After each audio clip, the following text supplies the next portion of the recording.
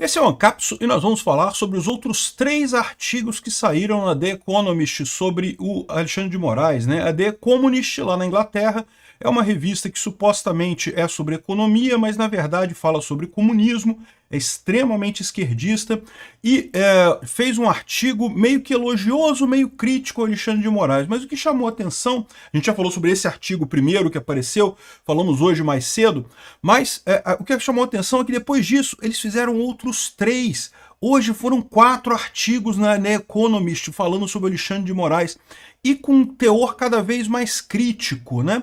Aí uma coisa curiosa que está acontecendo, porque como eu falei para vocês, o primeiro artigo ele era meio elogioso, ele estava dizendo não, que está salvando a democracia, né? O papo do, entre aspas, salvando a, entre aspas, democracia, mas que talvez tenha algumas críticas e não sei o que lá.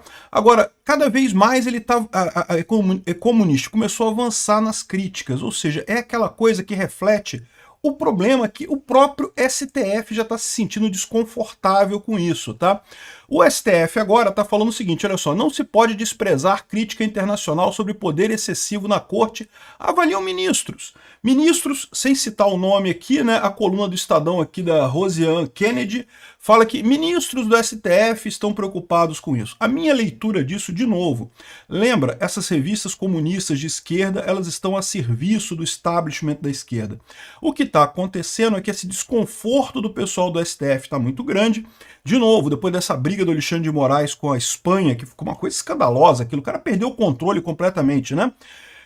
Os outros ministros estão querendo arrumar uma maneira de, né, chamar o Xandão. Xandão, porra, para com isso, né, cara? Peraí, vamos. A gente ganhou essa parada, o Lula tá empossado lá, o Bolsonaro já não é nada, já tá até inelegível pro ano que vem.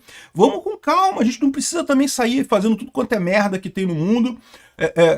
Nesse negócio, né? De novo, é o que eu falo para vocês, não é que eles sejam contra um ditador sanguinário, inquisitor, contra o Bolsonaro, perseguindo o Bolsonaro.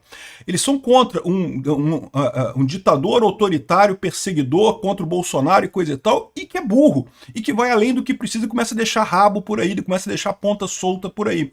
Essa notícia foi sugerida por Bitman, Cachorro de Rodoviária e várias outras pessoas. Obrigado aí ao pessoal que sugeriu notícias lá no nosso site, no visãolibertaria.com, e obrigado a você que está assistindo o nosso vídeo. Se você gosta do nosso conteúdo, por favor, deixa o seu like e se inscreva aqui no canal, né? O que chama atenção é isso daqui, olha só, a mídia da extrema esquerda, o The Economist, encontrou a galinha dos ovos de ouro, diz aqui o Café, né? Nos últimos 2 dias foram 9 posts criticando Alexandre de Moraes, 4 artigos no total, e cada um desses posts chega a 6.000 reposts, publicações. Os outros posts da revista ficam entre 5 e 10 reposts. Ou seja, a essa altura, a The Economist está servindo só para aqui no Brasil, só brasileiro que está assistindo essa coisa, né? No final das contas é isso. Só a gente está dando audiência para isso. E aí ela percebeu que o filão, na verdade, é criticar o Alexandre de Moraes, porque o Alexandre de Moraes está fazendo merda. Todo mundo vendo que o Alexandre de Moraes está fazendo merda. Não preciso explicar isso para ninguém, né? Aí fizeram outros artigos aqui criticando o cara e não sei o que lá, e fala aqui não, que a democracia brasileira, né, teve problemas, e quase que teve golpe, não sei o que lá, mas que um juiz tem pegado muito poder, né, e ninguém tem mais essa figura do que o Alexandre de Moraes, e não sei o que lá, não sei o que lá. E aí, com base nesses artigos da The Economist, saiu essa coluna aqui do Estadão que é muito significativa, tá? Tá dizendo aqui que o STF não pode desprezar a crítica internacional sobre o poder excessivo na corte, avaliam ministros. O que eu tô falando aqui com esse negócio? Isso aqui não é porque saiu na The Economist que eles mudaram de ideia. Na verdade, saiu na The Economist porque eles mudaram de ideia antes e pediram para a The Economist fazer esse tipo de coisa. Eles já estão incomodados com esse negócio há mais tempo. Alexandre de Moraes tem deixado ponta solta, tem deixado cabo solto por aí, tem deixado rabo, como o pessoal diz, né? Deixou o rabo aí para trás aí, que pode depois alguém prender esse rabo dele, e daí pode dar merda para todo mundo, né? De novo, eles não estão preocupados com a perseguição a Bolsonaro. Perseguir Bolsonaro, todos eles estão dispostos a perseguir Bolsonaro, a tornar Bolsonaro inelegível, a prender tudo quanto é bolsonarista, isso todos eles querem. O que eles estão questionando só é o método, o que eles estão achando só que o Alexandre de Moraes está errando no como fazer isso, né? Aqui, ó.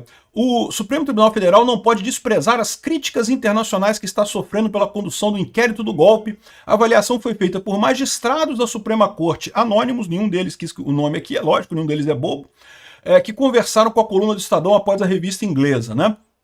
O problema é justamente personificado pelo Alexandre de Moraes, ou seja, em última análise, o que esses magistrados que estão falando aqui estão querendo dizer? Que está mais do que claro que o Alexandre de Moraes está fazendo merda nessa história. O Alexandre de Moraes está indo além do que ele poderia fazer, né? E, de novo, eles não estão preocupados com a perseguição eles querem perseguir Bolsonaro também. Não tem ninguém preocupado com a perseguição a Bolsonaro. O problema é que eles querem um cara que seja profissional. O Alexandre de Moraes está sendo amador. O sangue está chegando nos olhos, o cara está perdendo o controle, né? É o que eu sempre falo aqui, a perseguição ao Alan dos Santos, a perseguição ao Oswaldo Eustáquio, assim, o Alexandre de Moraes passou de todos os limites nessa parada.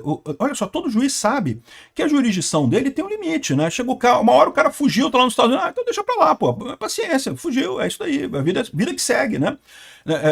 Nenhum juiz acredita que exista jurisprudência absoluta, que tudo que ele der de ordem, a ordem será cumprida, né? O problema do Alexandre de Moraes, aliás, talvez seja até esse, né? Porque vocês sabem, o Alexandre de Moraes foi promotor. E você não pode subestimar esse tipo de coisa. Eu não estou aqui querendo dar desculpa para dizer, não, porque ele é mal, porque ele foi promotor antes. Não, não é isso que eu estou querendo dizer. Eu estou querendo dizer que você tem que levar isso em consideração quando você pensa na forma como o Alexandre de Moraes tomou essa decisão, na forma como o Alexandre de Moraes encara a coisa. Todo promotor acha que o juiz poderia ser mais duro na perseguição aos condenados. O promotor é o cara que acusa, né? O Ministério Público, é o cara que tem que correr atrás das pessoas, que quer botar na cadeia. Então o promotor tem aquele mindset, esses juízes ficam deixando o cara fazer, podia pressionar, podia notificar o embaixador da Espanha, podia notificar não sei o que lá.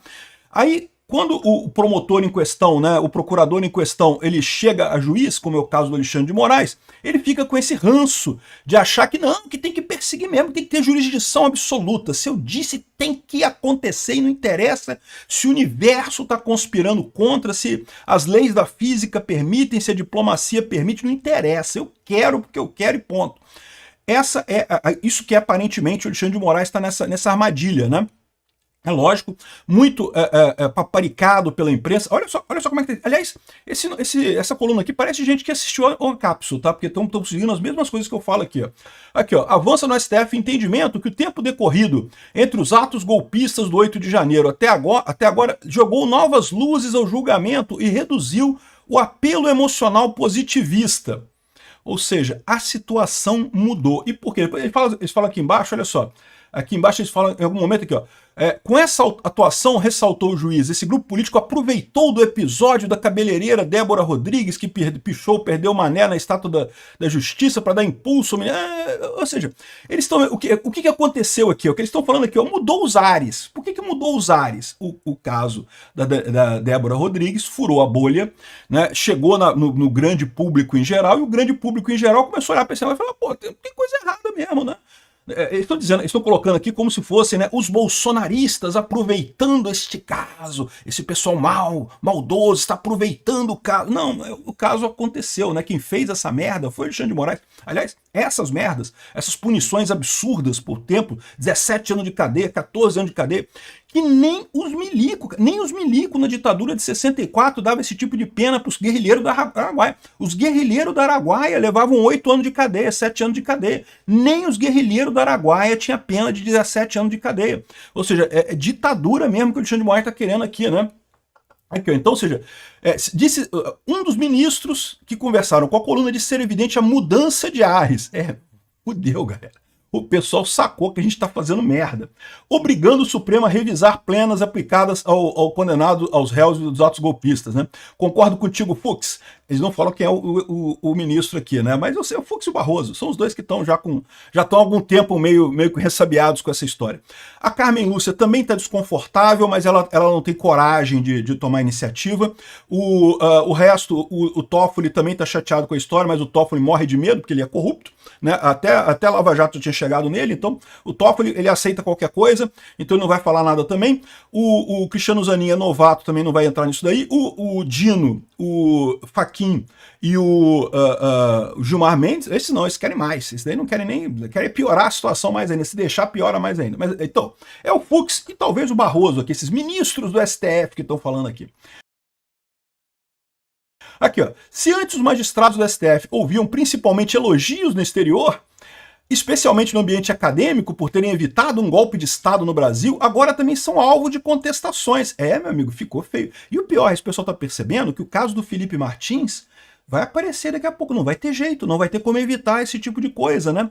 O caso do Felipe Martins é uma bomba atômica que vai explodir em algum momento aí nos próximos meses aí com essa fase de discovery, né? O caso do Felipe Martins, para quem não lembra, o Alexandre de Moraes queria acusar o Felipe Martins de alguma coisa, porque queria uma outra delação premiada, além da do Mauro Cid, então queria torturar o cara para conseguir uma confissão dele de alguma coisa, uma delação premiada, só que não tinha motivo, aí inventaram uma entrada dele nos Estados Unidos. Alguém foi lá no sistema do Customs and Border Patrol lá nos Estados Unidos, né, lá no sistema americano de imigração, e colocou uma entrada do Felipe Martins, mas uma coisa escandalosa, tinha erros, o nome dele estava escrito errado, não sei o que lá. Aí depois corrigiram isso, aí depois tiraram, e agora estão descobrindo já, né, o Felipe Martins entrou com uma ação contra o departamento americano e já descobriram que foi falso aquilo ali, que, né, já reconheceram que foi falso aquela entrada, e segundo estão dizendo, já sabem até quem foi a pessoa que fez essa entrada lá no sistema lá do Customs and Border Patrols. E essa pessoa tá fudida completamente, porque os Estados Unidos leva muito a sério esse negócio de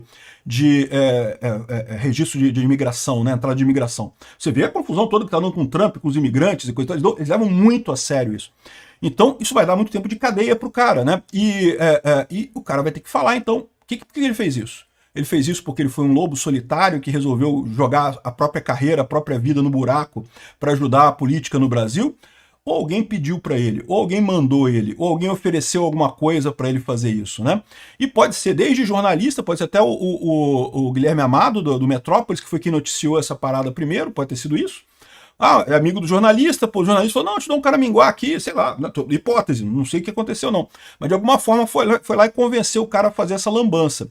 Aí você pode ainda perguntar assim, ó, mas espera aí, não faz sentido.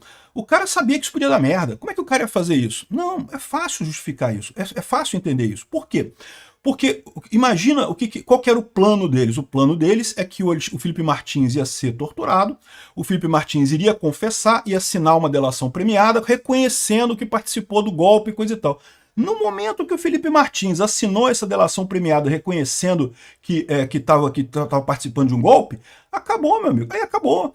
Aí para esse cara lá nos Estados Unidos, ele virou um herói. Ele virou o cara que conseguiu, através das ações heróicas dele, revelar uma pessoa que estava participando de um golpe no Brasil. Entenderam a lógica? É por isso que eles foram tão longe lá, porque eles estavam contando que eles iam conseguir torturar o Felipe Martins até ele assinar uma confissão, até ele fazer uma delação premiada. O que matou esse pessoal todo foi que o Felipe Martins ficou firme e não assinou delação premiada nenhuma. O que eles estavam contando era isso. Porque depois, se ele assinasse a delação premiada, aí o cara tava tranquilo lá. O cara, não, eu fui um herói. Eu com a minha ação aqui, eu consegui apontar um golpista no Brasil. Ela tá condenado, já tá lá com confissão, confessou que fez parte do golpe. O problema é que como o Felipe Martins não confessou coisa nenhuma e não tem evidência nenhuma de nada, embora eles continuem a levar... É mais um motivo pelo qual, eu já falei para vocês, esse pessoal precisa achar um golpe. Agora, eles têm que achar um golpe de qualquer jeito. Eles não podem terminar esse processo sem condenar as pessoas pelo golpe. Então, ou seja, é mais um motivo para isso, né? Ou seja, é isso que eles esperavam. Só que o Felipe Martins sacaneou a parada, não confessou coisa nenhuma, porque não tinha nada que confessar mesmo. Todo mundo sabe que não teve golpe nenhum.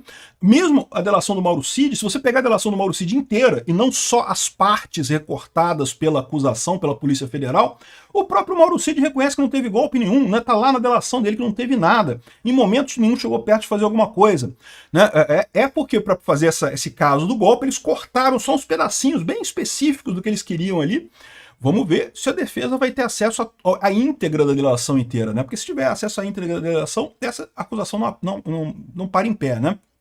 Enfim, então esse pessoal também, eles já estão sabendo que vai explodir essa bomba. E quando explodir essa bomba, vai ter que ter alguma coisa, amigo. Vai ter que ter alguma explicação. Quando houve a vaza-toga, muita gente já ficou assim, caramba, isso ficou feio, né? Pô, a vaza-toga, cara, a vaza-toga é uma coisa... É vergonhoso, meu amigo. O Alexandre de Moraes, entre o primeiro e o segundo turno das eleições de 2022, indicava para o pessoal do TSE quem que eles deveriam perseguir para montar relatório, para censurar, para tirar do ar e não sei o que lá. Que se não tem nada, seja criativo, use sua imaginação e coisa e tal. Meu amigo, isso já é um escândalo em qualquer lugar do mundo. Isso era para renúncia em massa, era para renunciar do presidente do tribunal até o último servente que participou dessa história lá. Até o servente que limpou a sala do Eduardo Tagliaferro, tinha todo mundo pedindo demissão. Agora, aqui no Brasil, o pessoal, não, porque estava salvando a democracia, né? Entre aspas, salvando a, entre aspas, a democracia, né? Enfim, o que eles estão vendo aqui é que isso vai dar merda, a merda vai aumentar, então eles têm que começar agora a dar um jeito de maneirar nas coisas, né? Aqui, ó. Em evento organizado por estudantes brasileiros no sábado, dia 12, o Gilmar Mendes, por exemplo, foi indagado sobre o Supremo extrapolar o seu papel, algo que a revista The Economist também está falando, ressalta aqui no Brasil, que enfrenta crescentes questionamentos na medida que tenta administrar assuntos políticos. Que, diga-se de passagem, nunca deveria ser o que o STF deveria fazer, nunca deveria ser essa a preocupação do STF. Não, o STF não é para ser um órgão político, ele tem alguma pendência política, tem alguma tendência a fazer política, é verdade, todo o STF tem alguma quedazinha pela política, mas não pode ser como está fazendo agora, que é política aberta, né? Os caras estão executando, legislando, julgando de menos, né? Aqui, ó, para outro ministro que falou a coluna, sua percepção crítica no cenário internacional sobre a atuação do Supremo e sobre o comportamento de alguns dos seus integrantes aumenta o mal-estar interno na magistratura e o incômodo com o protagonismo do Alexandre de Moraes. Ou seja, tem muita gente que está vendo essa história toda e está falando, caraca, o STF vai para o saco, a credibilidade do STF vai para o saco, porque o Alexandre de Moraes está fazendo burrada. De novo, lembra, quando esse pessoal está falando isso, eles não estão preocupados de perseguir Bolsonaro. Perseguir Bolsonaro, tudo bem, podia ter perseguido até mais e coisa e tal. Mas tem que fazer a coisa certa, Xandão, não pode ficar fazendo erro primário desse tipo, né, deixando esse monte de rabo por aí, deixando esse monte de coisa solta aí, né, pô, não pode, pô, é isso que esse pessoal está reclamando, né. Aqui, ó. Um dos motivos de preocupação da ala do STF é o risco de perda de credibilidade em suas decisões. Não diga, é mesmo, Sherlock. Você acha que ainda tem alguém que acredita nisso? Aqui, ó. A revista inglesa. Aqui, ó. Ah, sim, a instituição que já esteve entre as mais admiradas entre os brasileiros no passado, há anos está na berlinda, exatamente desde o momento que soltou o pinguço corrupto, que todo mundo sabe que é corrupto, que todo mundo sabe que foi solto e descondenado por conta de ser amigo de muita gente no STF. E é lógico, né? A credibilidade do STF já foi pro lixo. Mas, do jeito que tá indo, tá arrisca e mais. E aí o pessoal já tá fazendo a conta aqui daquele problema que eu falei para vocês, o problema político. Esse pessoal é todo mundo jurista, experiente pra caramba, mas é político amador, é político principiante. Estão vendo que com essa coisa toda eles estão criando uma figura mítica do Bolsonaro enorme. O Bolsonaro vai sair dessa história toda um monstro na política brasileira, ao contrário do que eles queriam acabar com o Bolsonaro, eles queriam que o Bolsonaro sumisse da política brasileira. E com essa perseguição toda, eles estão conseguindo exatamente o contrário. A revista inglesa afirmou que o Supremo pode agravar sua crise de confiança se não levar o julgamento ao plenário da corte. Aí olha só, tá vendo o Fux? Esse é o Fux aqui, ó. É o Fux falando isso. O Fux já deixou no voto dele lá no recebimento da denúncia, claro que ele achava que a coisa tinha que ir para o plenário, né? Por quê? Porque o Alexandre de Moraes, ele está preocupadíssimo de não ter nenhuma discussão, de ninguém contestar ele em nada. Ele ficou chateado, inclusive, com o Fux por isso. Ele sabe que no plenário, no mínimo, 2 votos vão ser contrários, que é o Cássio Nunes e o André Mendonça. Mais do que isso, ele sabe que se vai ter 2 votos contrários, outras pessoas podem se sentir confortáveis de também abrir divergência. Hoje, como é na primeira turma, só tem ele ali e o resto é todo mundo amigo, né? O mais chato ali para ele, né, é o Fux. Então ele não tem problema, ele espera condenar Bolsonaro por unanimidade, para sair na manchete. Lembra, esse propósito todo é puramente de propaganda. Esse processo todo não tem nada de processo jurídico, é só propaganda. Eles tentando fazer política. Não, porque decisão unânime condenou o Bolsonaro. É diferente que Bolsonaro foi condenado por 7-4, ou por 5-6, ou por 9-2, sei lá. Então, é isso que o Alexandre de Moraes quer. Ele quer a unanimidade na coisa. E, de novo, no momento que abrir uma divergência, para ter outras pessoas seguindo a divergência, é mais fácil, né? Vamos supor, o Cássio Nunes abre a divergência, o Fux não abriria a divergência, mas depois eu vou seguir o Cássio Nunes ali, a divergência do Cássio Nunes. Entendeu? É mais fácil seguir do que abrir a divergência. Então, essa é a preocupação do Xandão lá no plenário. E ele sabe que esse relatório da PF é uma piada. Não tem nada ali, não tem evidência de nada ali. Eles sabem disso. Então, quando os outros juízes olharem e lerem realmente o que tem ali, é arriscado o pessoal falar, olha só, sinceramente, eu queria muito condenar Bolsonaro, mas isso aqui tá muito fraco, pô, isso aqui tá um negócio que realmente não tem o que dizer, né?